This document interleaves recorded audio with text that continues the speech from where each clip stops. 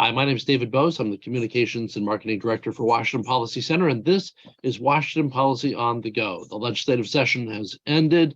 What happened? What are the tax implications? What happened to that big proposal to increase the cap on property tax, expand state and local cap?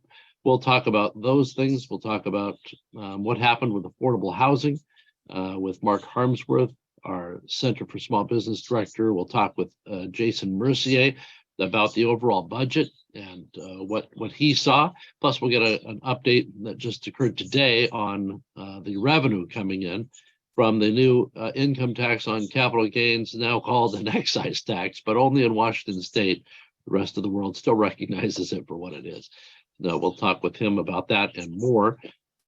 First, just some basics for those of you who are just joining us for the first time, or maybe you've skipped quite a few and you're back. Don't forget, we want to hear your questions at any time. Just type them in at the bottom of your screen. There's a Q&A function. Put your question in there. Even if if the question pops up, even if you think it's too late, you might want to put it in there, because we do try to answer questions after the program. So if it doesn't get answered right away live, we'll try and get back to you, or maybe we'll post a blog about it or something like that. So we do try and answer all questions. So be ready for that. Also, when we talk about items, I do try and post links in the chat function, so you can watch for those. But most of what we talk about is right there on our blog at washingtonpolicy.org. It's the site that you need to check every day for local coverage, local and policy news of what's happening in Olympia and why it matters to you and how it'll change your life. So I'd encourage you to bookmark the blog at washingtonpolicy.org and check that on a regular basis. We're going to turn first to our Center for Small Business Director, Mark Harmsworth. And Mark's been following the affordable housing situation and the push from the governor on spending a lot of money in that area. And also we've made, Washington Policy Center has issued a number of proposals for reform that would reduce the cost of housing without raising taxes. So we're going to talk with Mark about, what happened with the legislature. Where did we go right? Where did we go wrong? Mark, as always, great to talk to you. And I know it's been a very busy session for you. So I appreciate you taking the time on the podcast today. Let's start with what the legislature did right. What are there a couple of things that might jump out at you that say, hey, at least we're on the right track here? Yeah, David, it sort of started out as a little bit of a mixed bag at the beginning of the session, with some good things being introduced to try and streamline the development process. And realistically, most of the things that we can do to improve housing is around the quick things we can do are around permitting and streamlining processes and those types of things.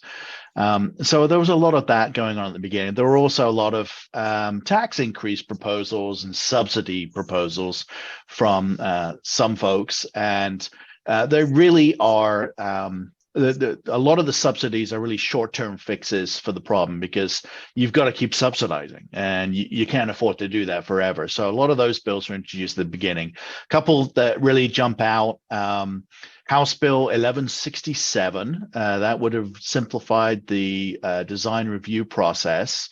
Unfortunately, that one died. It made it all the way through the House before it died in the Senate.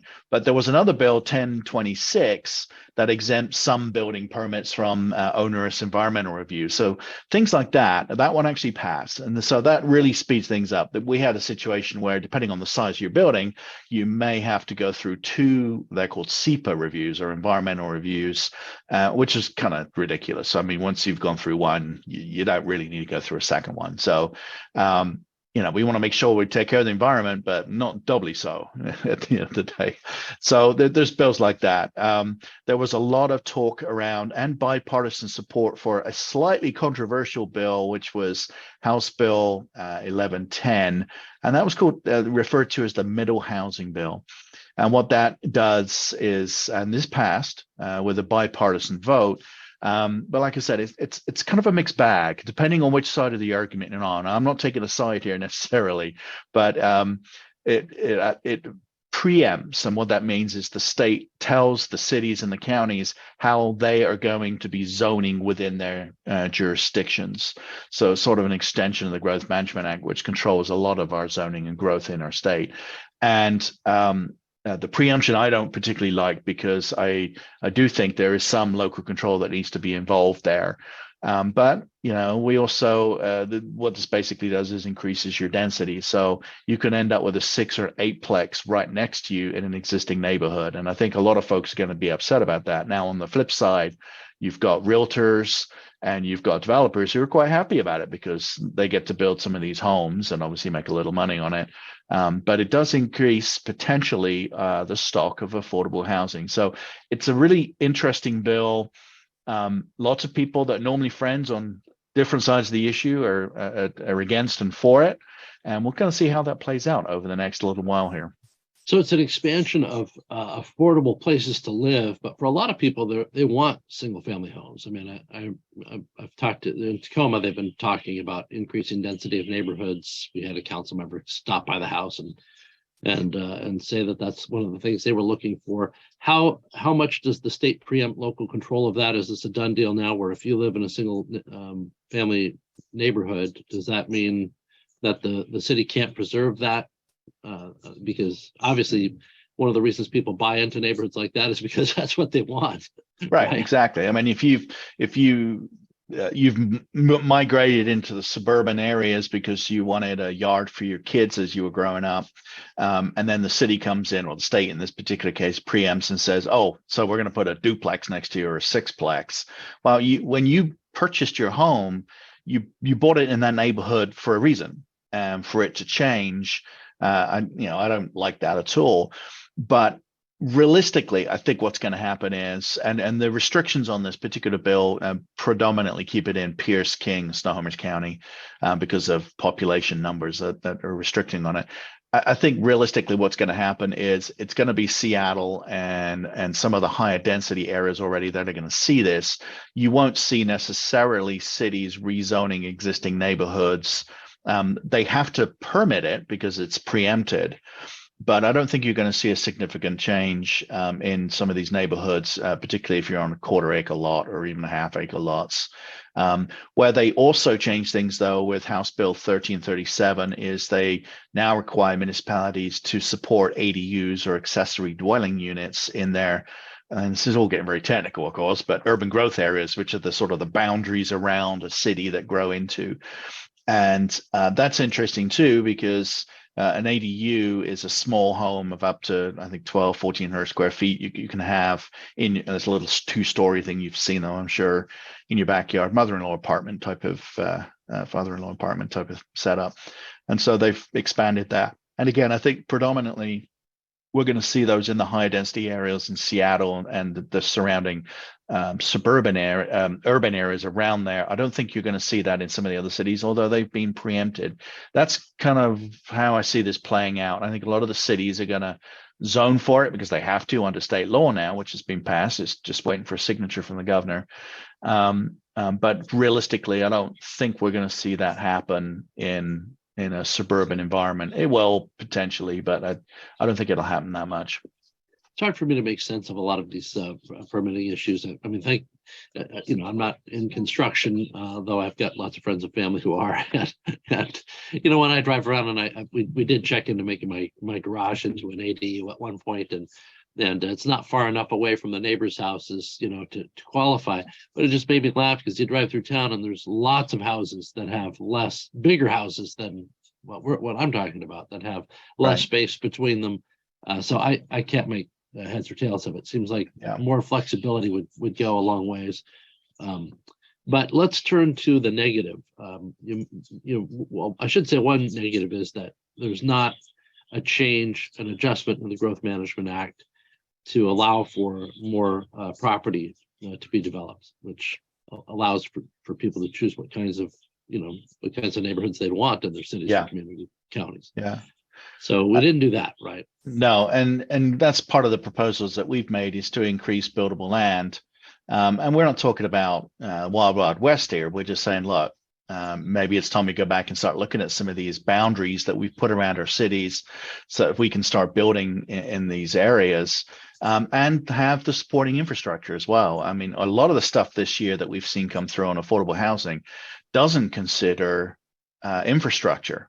So if you're going to increase density in, and let's say you do pick a suburban area and you start increasing density, how are those cars going to get to work? Because none of this requires improvements to the infrastructure system. It's something that I definitely pushed for when I was in the legislature, is when we built neighborhoods out that we considered the regional impact to traffic. If you build 2,000 apartments and have 4,000 trips a day coming out of the apartment, where those cars go, they don't just come out of the neighborhood and vanish. They end up at freeway intersections at either end of the main arterials around that neighborhood. So, we never really thought about that, and the state really doesn't think about that. It waits until those traffic volumes go up before it starts making the changes it needs to. So there's none of this considers that. A couple of other bad things that happened. 1474, House Bill 1474 adds $100 to a document recording fee, which sounds like that's $100, and it's still $100, but think about all the documents you have to record when you buy a house. I mean, that just literally jacked up the price you buying a house by potentially several $1,000s. And that's not just home document recording fees. That's document fees for a lot of different things too. So watch out for that. And then 5197, which has been a theme over the last few years of the majority party in the legislature to under the guise of improving renters' rights, it's made it very difficult for property owners now to maintain and rent their properties to tenants that are going to take care of it. And a lot of the rules that have been passed, including 5197, Senate Bill 5197, make it much harder for landlords to evict bad tenants, which ultimately what happens is you end up with a bad tenant, the place gets trashed, you eventually get them out after a couple of years and not get any rent. And I know somebody personally this has happened to. And then you've got to recoup that loss because you were still paying that mortgage because that was your first home that you maybe rented out, and you got to recoup the cost, which forces the price of rent up. And so that was a couple of bad things that happened there. But I want to sort of focus again on some of the positive stuff.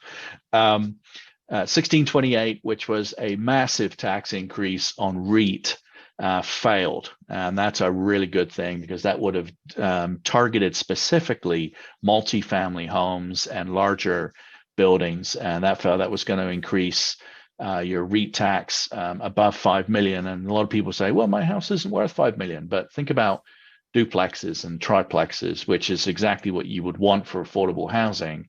It forces the price up on those. And it also included a council-matic, which means a not to the vote of the people, increase in the real estate excise tax on the sale of homes by 50%.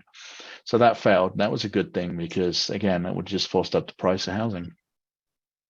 What did you see on the horizon? I mean, I know we dropped. The weird thing for me was the sudden drop of the lifting of the cap on the increases for property taxes, both state and local, from 1% to 3%. Because there were so many Senate sponsors, 20 sponsors, and they do it right before the close and or the deadline for cutoff. And what struck me as strange was, I never heard that it was used for leverage or anything. That would make sense to me. It just seemed to be, hey, let's get this tax in while we can, and then maybe it was a trial balloon or something. But it was a really upsetting and enormous increase in potential increase in property taxes, with all kinds of support, and then it goes nowhere. That was just a real mystery to me as to what happened there. Yeah, that's Senate Bill 5770, and it didn't even get a hearing either, which kind of shows you that it was maybe testing the water. A lot of the times, legislators will introduce legislation in a session, and it goes nowhere. And there's one bill that I can think of, which is the state bank, which perpetually goes nowhere, thankfully, because that's an incredibly bad idea too. That's where the state lends itself money and charges itself tax and interest on your money. It's bizarre. But anyway, So it could be that they were testing the waters, and the visceral reaction that they got from community members and industry leaders maybe put the thing to bed. Had people not reacted, and this is where whether you agree or disagree with an issue, that you can reach out to your lawmakers and express your opinion. This is where these things are important, because when they hear from people, and they heard from a lot of people on this one, I'm sure. You've got to be kidding me. There maybe they were just testing that idea. So I'm hoping this doesn't come back. Although Speaker Jenkins indicated that the REIT issue may come back, and this might come back in a different form in one of her comments. Any other aspect of the on the housing issue you want to share, Mark, or you want to give the legislature a grade for this session on how they did?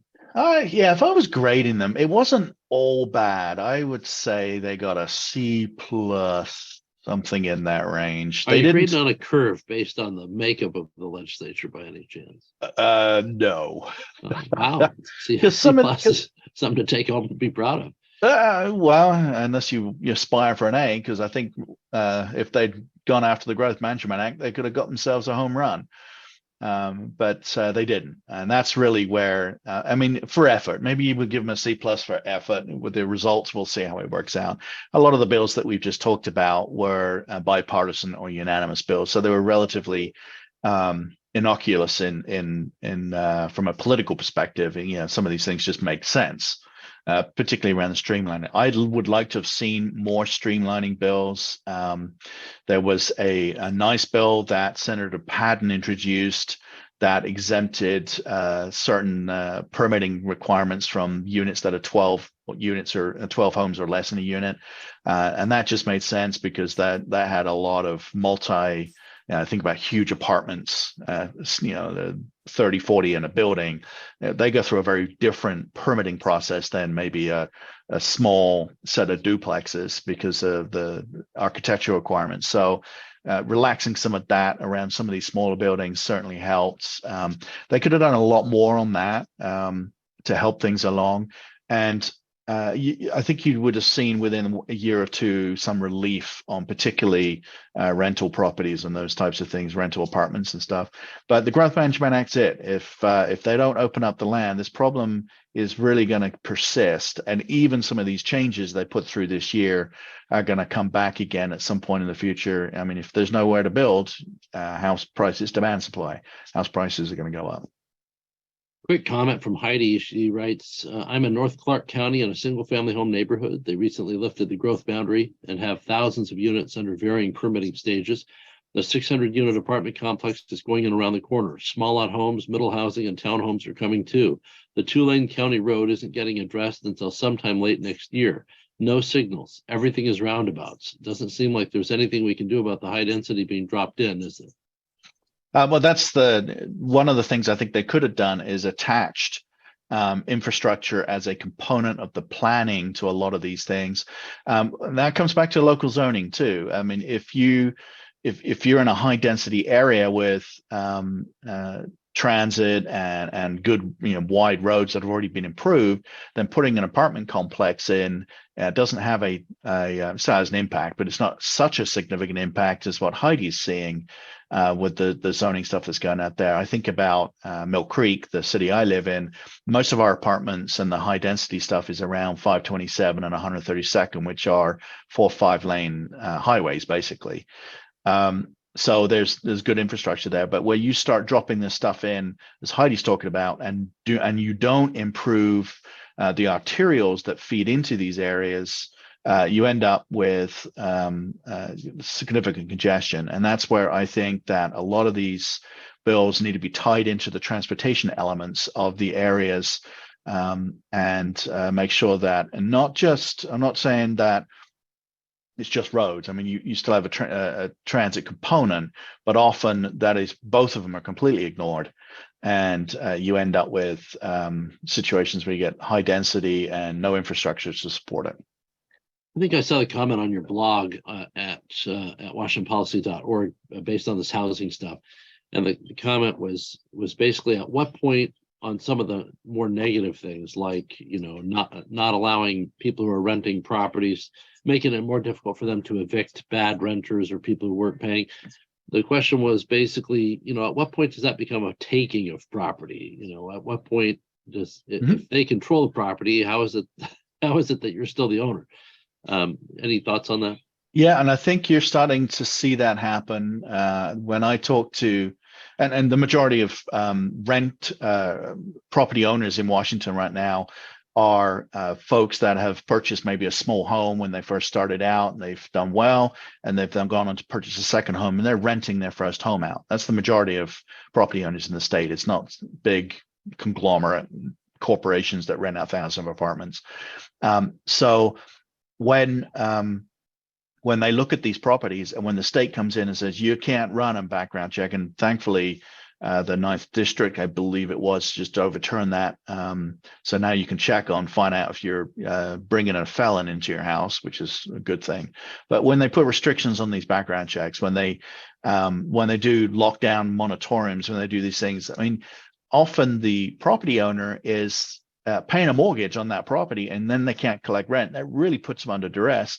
And what I hear from them is it's just not worth it anymore. The risk of potentially losing a year's worth of rent because of a bad tenant, because I couldn't check to find out that they were bad tenants before, offsets the potential investment that they would see from property value accumulation over that period. So people, I think, are starting to make that choice where they say, like, I'm just not going to rent in Washington anymore. You'll still get the larger companies because they can spread their risk out across multiple properties, but it's not a friendly environment. I personally would not want to rent a house. If I owned a property like that I could rent, I would not do that in Washington now, just because of some of these rules that they've said. So that tipping point may have already been reached. Yeah, I wondered. I've had some conversations with others that have, 3, 4, 5 houses, but these are houses they built up over time with a lot of sweat equity and other things, and it's their retirement plan, and healthcare plan. So it's like a long-term care plan. And I know our state doesn't recognize that, but that's why they got them. And now they're saying, well, wait a second. I've had this before where I felt sorry for somebody. I rented it to them. They had poor credit. Then I found out why, because I got stuck with, 6, 7, 8, 9 months, with no paying. And finally I paid them to leave, and I was out all that money. So it's really difficult. Yeah. And then you throw in, and a lot of folks don't get this, I don't think, that are sitting in W-2 jobs with 401ks or a guaranteed benefit pension from the state. A lot of folks don't have, that are like your friends, they may not have a traditional retirement fund. Right. These homes are there, or their businesses are, and then you throw the capital gains tax in on top at 7%, and suddenly, wow, you just took 7% out of my retirement. And they just chose a different vehicle to retire with versus a more traditional IRA or a 401k. And again, that makes it very difficult, if that's the direction you wanted to go, to create a retirement fund. And that's 7% this year. Who knows what it'll be in future years. Got to keep a sharp eye on that, because the plan this year, part of it, there's a proposal to bring that down to what, 15,000 for the exemption? Yeah, 15,000. Yeah. And from 7 to 9%. Yeah, I'm sure Jason Mercier will have all the gruesome details. That's right, 28.5% increase there. Yeah. All right, one quick question popped in from Bill. It's pun intended, I guess, in this case. Expanding the growth management boundary in the 3-county mainland area of Puget Sound is a no-brainer if one's concerned about housing affordability. The PSRC 2050 plan expand boundary alternative reads pretty well in terms of manageable impacts. What do you think the political chances are of advancing this, say, next session, particularly in King County? The PSRC is made up of appointed elected officials from each of the regional councils. What you need to do is get folks on there that are pro removing those boundaries. Do I think that could be done next year? Probably not. I don't think there's the political will to do it from the PSRC's perspective. But you may get some brave legislators that want to introduce legislation that will require PSRC to improve and increase those boundaries. Right now, the authority granted under the current statutes give PSRC, which is it's actually a federal organization that was created originally for Transportation Networks and Growth Management Act in multi-county areas. But they to be able to have them increase those boundaries, that's absolutely the right way to go. Do I think it happens next year? No, I don't think so. But this is a multi-year process for us, and so we're going to be pushing this because ultimately that's what we're going to have to do. And if we don't, we will only see increasing prices and more congestion, and yeah, we don't want to do that anymore. Well, Mark, I appreciate your time, and thanks for the legislative update. And I'm sure you'll be following these things throughout the year. And just as a side note, are there things that can be done outside the legislative session to alleviate some of these permitting and other problems, things that could just be done administratively, if the desire took hold? Yes, you could definitely go to some of the energy codes where they have been passing things like banning natural gas in new construction. That's a rule. That's not a law. Right. That could be overturned. That would significantly reduce the cost of building a home. To relax that, and the 9th District just ruled in the last couple of days, quite a liberal court actually, to say that you can't do that anyway. So we're going to see how that plays out, because California did something similar. So there's things like that you can do with some of these government agencies that have authority under the WACs, not the Right. the RCWs, that they could just meet and relax these codes and allow these things to happen. So that can absolutely be done outside session. Thanks, Mark. Appreciate it. You bet.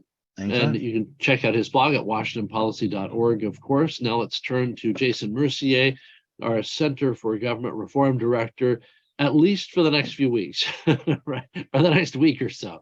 Our new Center for Government Reform Director, Chris Corey, will be taking over on May 1st. Jason's going to stay on and transition for a couple of months. That announcement was made today. Jason, I suppose I should just start saying you will be missed, but look forward to seeing what you accomplish, taking a look at Idaho, Montana, and Wyoming. And maybe you should treat us like a quarantine zone. try to keep the Washington approach out of those other states. Oh, thank you, Dave. It's bittersweet. It's very hard to leave the WPC family. Been doing Washington for about 23 years, but I don't think I'm going to miss watching the governor's press conferences anymore. So that's one thing going in my favor. But as you indicated, we wanted to make sure that there was no lag. We want the Center for Government Reform work product and mission to continue without missing a beat. So Representative Chris Corey is going to be hitting the ground running May 1st. And I can't think of a better person to leave the center, give him the keys to the center and let him continue the good work of getting Washington income tax free again and improving some of the transparency and governance facing the state. Isn't it strange that we have to say getting Washington income tax free again? Because even I haven't verified this yet, so I'm speaking just as a rumor on Twitter, but maybe I saw it from you, so maybe you have. Didn't Twitter take away the verification of Washington's income tax free status, or was that just a joke? Well, see, this is one thing you're not going to have to worry about with Chris, because that was actually something I tweeted in satire. So you got to take that sometimes with a grain of salt.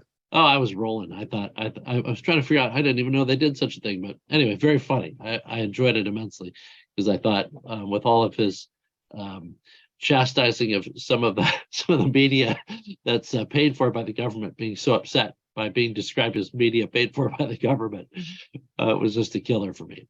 Anyway, how did the legislative session end as far as your observation of the budget process goes? They're saying, hey, there's no new taxes here. We were able to do everything we wanted to do with no new taxes. So this is a great benefit to Washington State. Do you have any problems with that assessment of the legislative session?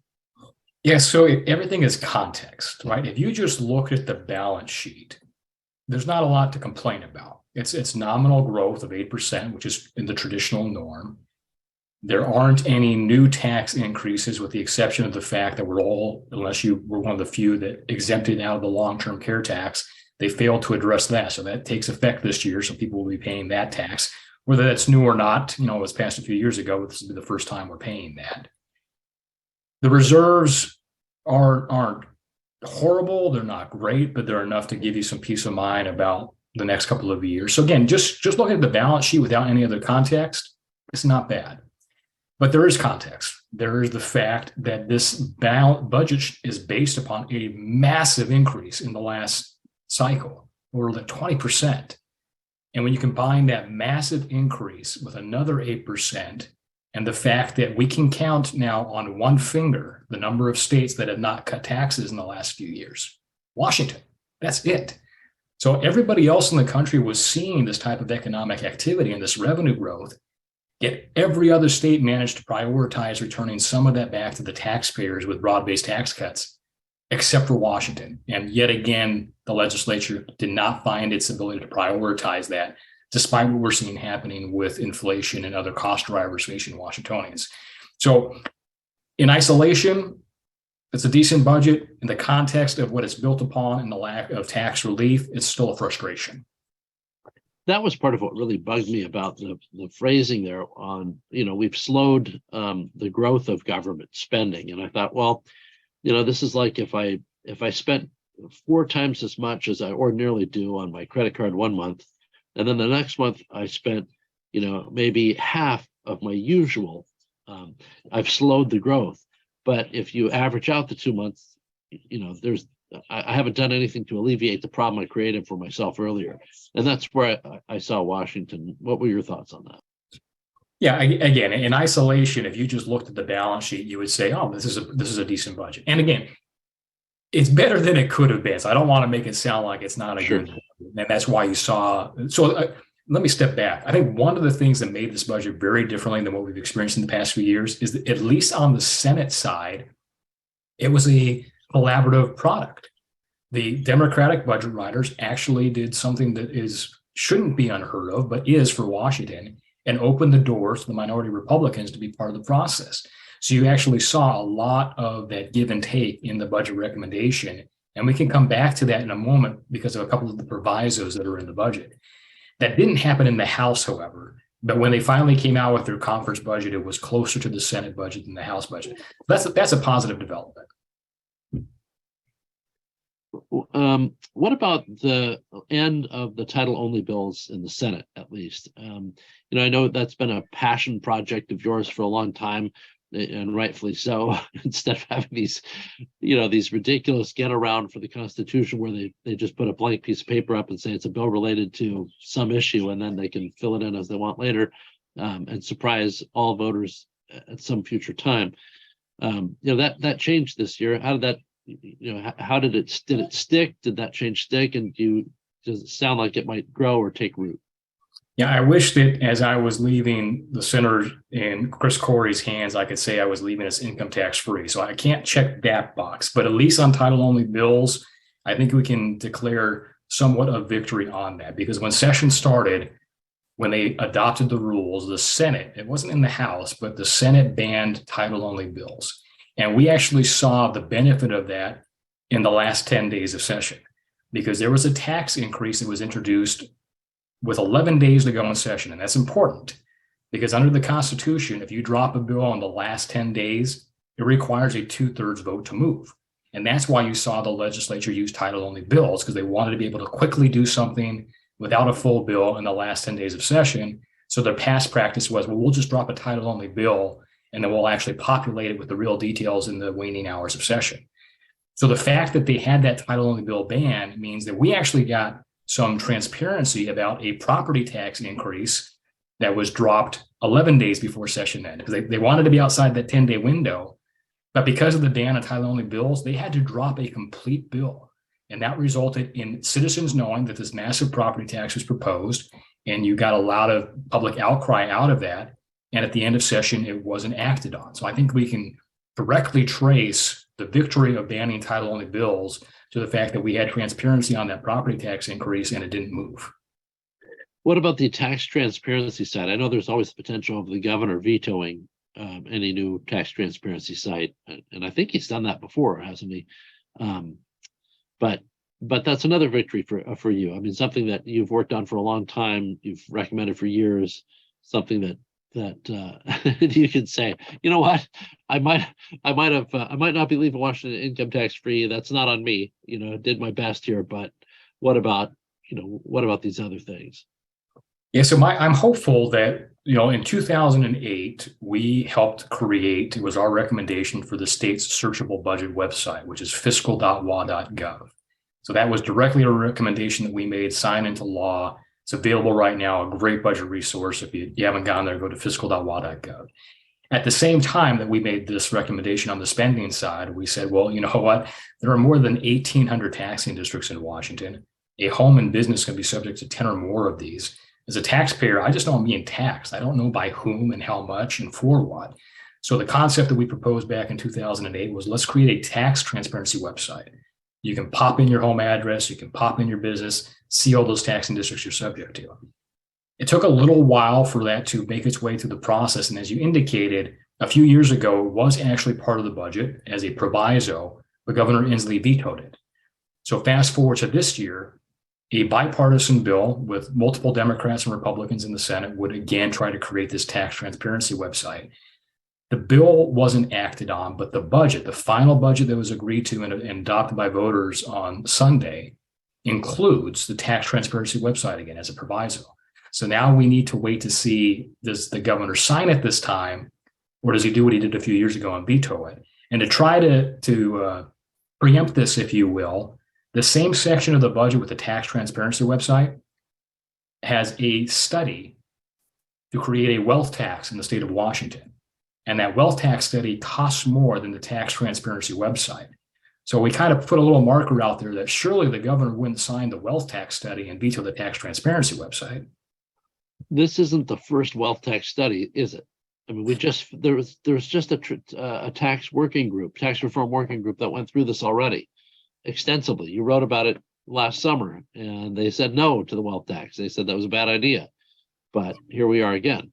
Yeah, they did, and there was actually some news on that. So they have in the budget, it's adopted, and depending on what the governor does with the study of a wealth tax.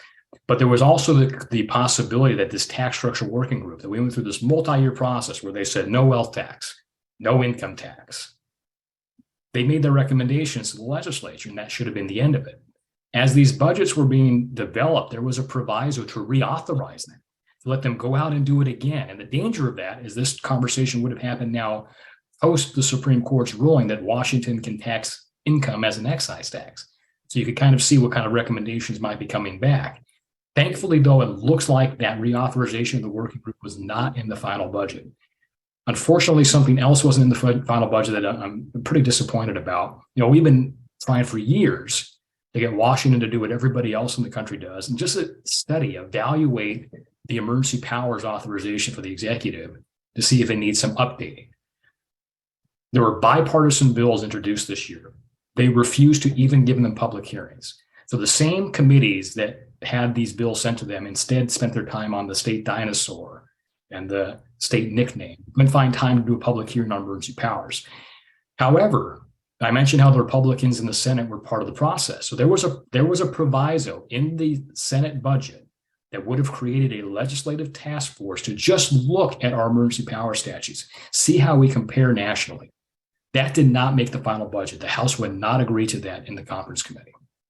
That is amazing. And what's amazing to me is there was a time, and I know you can remember the same thing. There were previous leaders of the House that would have said to themselves, look, I'm not going to curtail my own authority as a proper legislative branch, and give that to the executive because, we're the directly elected representatives of the people. We have certain responsibilities. It's not a partisan thing. In other words, it's a policy power thing. And it's confusing to me as to why there's such resistance on a partisan basis on this kind of thing, especially when we have all three chambers pretty established as a one-party rule. So, Washington is just a different place. We're the only place in the world where taxing income is an excise tax. We appear to be the only legislature. It didn't matter the political makeup, right? You can look at Hawaii, which is a Democratic trifecta. You can look at New Mexico, which is a Democratic trifecta. New York is a Democratic trifecta. All of those states saw their legislature say, you know what? We're the legislative branch of government. We actually set policy, so we're going to be involved in some of these decisions concerning emergency executive orders. But for whatever reason in Washington, there's not that appetite to have a legislative branch of government that actually has a check on the executive and is jealous of that power. I just don't understand why. There was a question earlier about the bill. I want to say it was 5599. That's the gender reassignment surgery and how it relates to kids coming to Washington and whether or not they have to be turned back to their parents. Has that been signed yet? I don't think it's been signed yet. I mean, it passed, but I don't think it's been signed yet. It's not something that Washington Policy Center has because it doesn't fit within our research centers. But you can follow any bill. Just go to Google Washington Legislature, and there's a little tab for bills. And you go there and type in the number for any bill, and it'll show you where it is. It's really handy. We do have a really good convenient site as far as the legislature goes, if you want to see where it's at and what's happened. Next question here was from Idri. Is there a way the electorate can bring to the ballot the capital gains tax? Yeah, so this is a tricky question. The cleanest and easiest and legally sound thing to do is just to repeal the excise tax statute. If you just had a clean ballot measure to repeal the tax, you're not going to run into any legal trouble. You're not going to run into any court games. That can be done. The problem with just doing that, however, is because of the way the Supreme Court ruled that now in Washington you can apply excise taxes to income, the legislature will just counter with something else. And we've already seen bills dropped to create an excise tax on excess compensation. So, I mean, that Pandora's box has been opened. You can do that.